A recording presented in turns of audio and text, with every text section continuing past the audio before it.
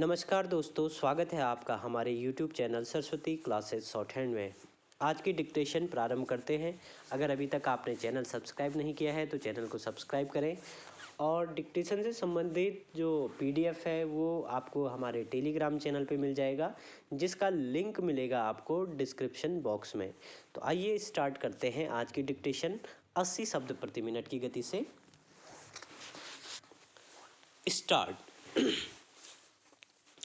वर्तमान में केंद्रीय सरकार के द्वारा भारतीय अर्थव्यवस्था के विकास के लिए प्रयास किए जा रहे हैं तथा इनके कुछ सकारात्मक परिणाम भी प्राप्त हुए हैं। भौतिक अवसंरचना विकास में वृहद स्तर पर निवेश तथा पूंजी बाजार में उदार नीतियों के क्रियान्वयन के फलस्वरूप देश में विदेशी प्रत्यक्ष निवेश में आधारभूत वृद्धि हुई है। देश का विदेशी मुद्रा भंडार अपने रिकॉर्ड स्तर पर पहुंच गया है। यही नहीं, औद्योगिक उत्पादन सूचकांक ने भी कुछ उतार चढ़ावों के बाद बेहतर प्रदर्शन किया है। देश में विनिर्माण गतिविधियों में तेजी आई है। राजकोषीय घाटा तथा चालू घाटा कम हो गया है। चालू खाता घाटा को कम करने की दिशा में सरकार द्वारा निरंतर प्रयास किए जा रहे हैं। भारत के निर्यात क्षेत्र में भी कुछ अपवादों को छोड़कर वृद्धिमान प्रवृत्ति देखी जा रही है। देश में नकदी लेन देन के स्थान पर नकद रहित लेन देन को प्रोत्साहित किया जा रहा है। वहीं वस्तु एवं सेवा कर के क्रियान्वयन द्वारा अप्रत्यक्ष कर संरचना में सुधारों को आगे बढ़ाया गया है।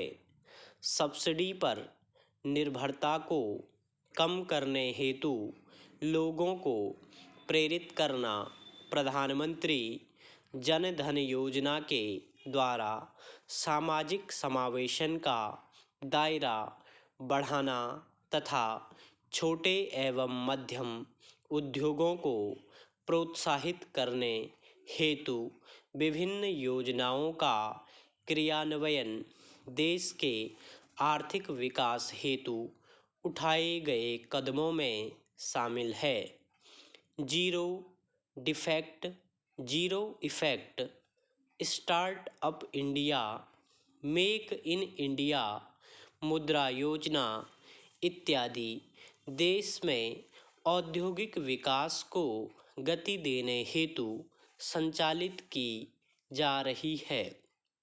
यही नहीं, देश में विनिर्माण गतिविधियों को प्रोत्साहित करने के उद्देश्य से घरेलू उत्पादन पर जोर दिया जा रहा है। रक्षा संबंधी उत्पादन हेतु भी विदेशी निवेश की सीमा में वृद्धि की गई है तथा इसका मुख्य उद्देश्य रक्षा उत्पादन के घरेलू भागीदारी को बढ़ाने के साथ आधुनिक तकनीकों तक पहुंच को सरल बनाना है।